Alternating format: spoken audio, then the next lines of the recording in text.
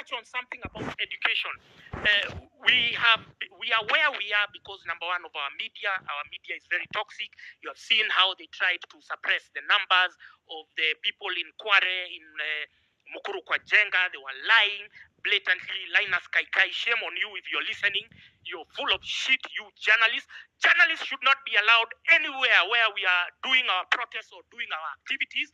Because if you're going to get the real information from the people and then you go and alter it because you've been paid by State House, then we should not allow you to be there. So journalists are one part of the problem. Number two, we have religion. And number three, we have the educational curriculum. We've been talking about something called the quota system. I've been speaking about it severally. So during the Moi era, they came up, and during 844, they came up with something called the quota system, where now they select. It's almost like they sieve. It's almost like they cherry pick the best brains, which will go to some certain schools which have better facilities than the others. But if you look, and Jimmy was talking about the amount of money that has, we've been expending in the name of debt. We've been collecting. Now this year they've collected 2 trillion in taxes. They are going to borrow another probably 2 to 3 trillion in in loans. But we are not seeing anything on the ground. The counties are not building anything. So the quota system, and there's this misconception that the government built Alliance School or the government built Mangu High School. No, the schools were started and they were donated by colonialists. They were donated by the colonialists because they had grabbed our land.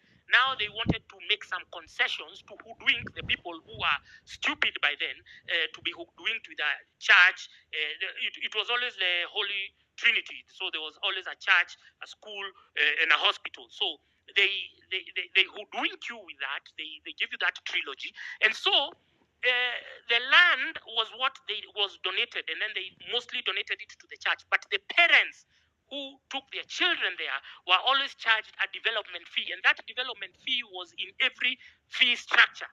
And that is what was used to build the schools. Over and above that, there used to be harambes. So there is nobody who can claim that the government has ever built any school. But why do we find ourselves with this so-called capitation?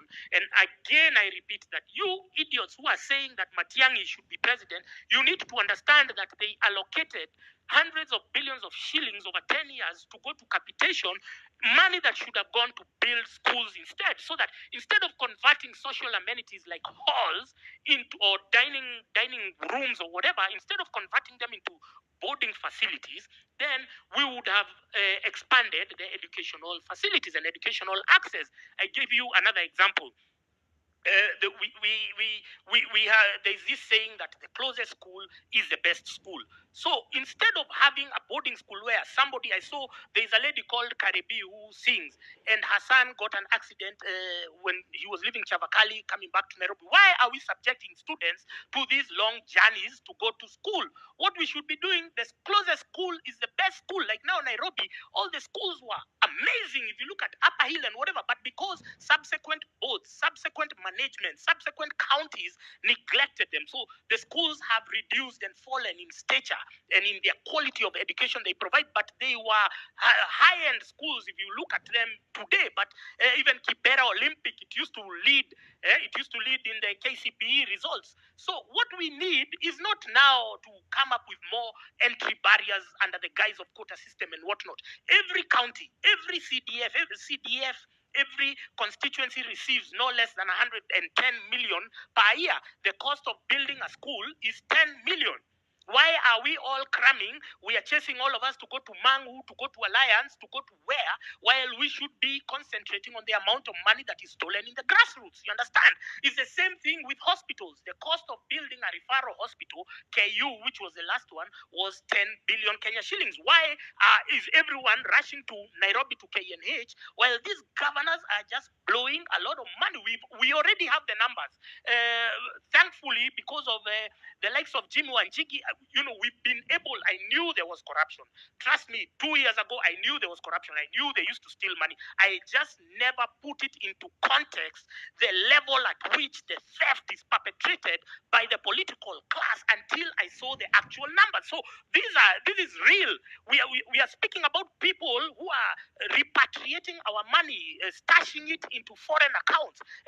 I was contacted by a group who said that they are the people who are behind Ruto not addressing the Congress, and they said now they are mapping all the bank accounts, foreign bank accounts that are stashing Kenyan proceeds of crime. Those are the same people you celebrate in the country. Those are the same people who you love and adore and whatever. So back to the illusion of national schools is that we now need to have national schools in every county. We've already identified that it costs 10 to 20 million to build a functional school with every facility. Then we abolish boarding school. Boarding school absorbs a lot of resources from parents because they have to invest in bed, they have to invest in uniforms, they have to invest in what? And sleep is not a productive activity. So that we lay more emphasis. First of all, we expunge religion from the curriculum. We remove the churches from managing schools so that they are run by professional boards. We lay more emphasis on sciences, on science, on technology, on agriculture, on sports and arts, so that we can create now a new, so that we cannot have like 100% of our graduates, all of them aspiring to do business administration or to do what? No, we have artists, we have musicians, we have agronomists, we have everything. We have even vocational training. Now there is a shortage of, you get somebody to be an electrician for you, they are meeting you with a lot of shoddy work because they haven't perfected the art, and it has to start not just in high school but in primary school. But we've been bugging kids to do a lot of homework, carry big bags, waking them up, I don't know, at 5 a.m. to go to school. That is to learn important subjects which will not even be relevant in their careers in the future, while they should start. If somebody is good in sports, if somebody is good in music, if somebody is good in being an electrician or whatnot, they should start in primary school so that they start perfecting the craft earlier in life. So that is one of the, and then the church has captured especially our politicians, because our politicians now love masses. When they go and address masses and then it comes on TV and then they feel they stroke their bloated egos after saying absolutely nothing. So the church can be there, as an oversight. And then religion should be a mandatory undertaking in every school. If a kid feels they are Christian, nobody should block them. If there's a Muslim, there should be all those facilities in every school. But they should not be driving policy. They should not be herding students to their mental impotence. We have seen the position they have taken in our political dynamics today.